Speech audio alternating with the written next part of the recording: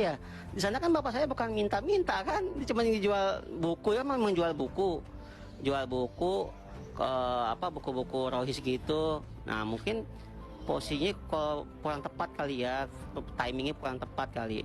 Dia tiba-tiba dinawarkan buku gitu, langsung marah-marah, kata dia minta-minta. Ya pasti kita sebagai anak mah marah juga, kesel ya kan, kesel juga. Keselnya kok orang kan, namanya orang mungkin istilah kata menawarkan gitu kan, kalau emang nggak mau beli ya udah pak, maaf pak, saya nggak mau beli atau bagaimana, cukup ya kan, udah selesai gitu, nggak usah dimarah-marahin, dibikin konten segala macam. Itu kan ketahuan banget gimana gitu, kayak orang ngejual konten gimana sih, dengan cara menjatuhkan orang lain. Udah gitu sengaja mereka apa tuh mengasih uang gitu kan ke driver lain yang di situ gitu. Muka juga udah apa, ketahuan lah kayak bikin konten gitu, muka ngaju dulu, dikasih unjuk orang ini nih ya kan, ngasih duit ke orang, ke ojol-ojol gitu, buat ngasih bapak saya gitu nih, lu nggak ngasih duit nih, saya kasih duit ke yang lain gitu. Kesannya kan gimana sih kayaknya ya, sebenarnya juga sakit hati pasti kan.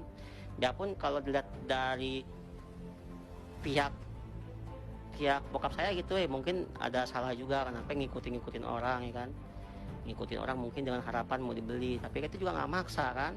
Kalau saatnya diikutin bisa aja langsung hiraukan aja kan, langsung aja tutup pintu, hiraukan. Ngapain kalau emang dia nggak mau beli, nggak usah marah-marah kan, kita ada etika kan. Beli kagak dimaki-maki iya, malah ngeledek juga.